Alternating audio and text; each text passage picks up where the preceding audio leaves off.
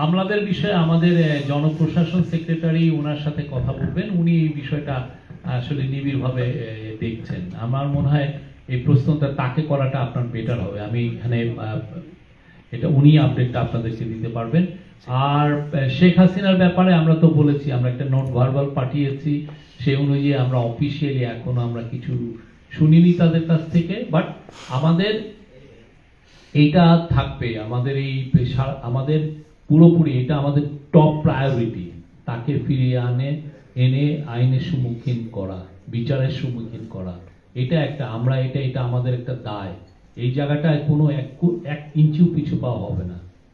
তার সে যেই আকাম কুকাম করেছে, যে চোরতন্ত্র, যে গুমতন্ত্র জারি করেছিল, সেগুলোর জন্য এবং সেই যে গুম এবং খুন করেছে সেটার জন্য তাকে বিচারের সম্মুখীন হতে হবে।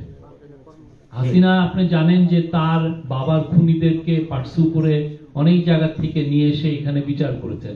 আমরাও তার বাবাকে উনি যেভাবে পার্সু করেছেন তার চেয়ে আরো দ্বিগুণ, আরো অনেক বেশি রিলেন্টলেসলি তাকে আমরা পার্সু করে তাকে দেশে ফিরিয়ে এনে তাকে বিচারের সম্মুখীন করা হবে।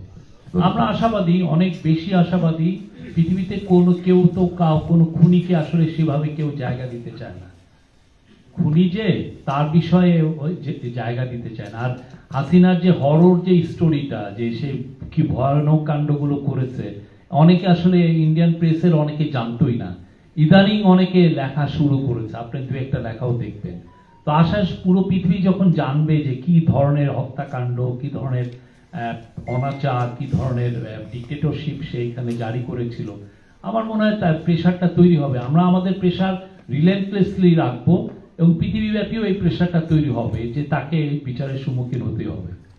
আমাদের অংশীজন তো আমাদের পলিটিক্যাল পার্টি কি আমাদের অংশীজন না? তারা যদি ক্ষমতায় আসেন তারাও এই ইয়েতে থাকবেন। আমাদের এটা একটা জেনারেশনাল ব্যাপার, এটা সবার মধ্যে আছে যে না, এই যে ছোট ছোট বাচ্চাদেরকে যে খুন করা হলো, এটার বিচার হবে না, তাকে তো বিচারের সামনে আনতে হবে।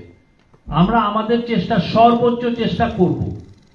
তা আমরা যদি না পারি আমাদের সময়ে, তারপরে যারা আসবেন তারা চেষ্টা করবে। এটা জাতির একটা আকাঙ্ক্ষা।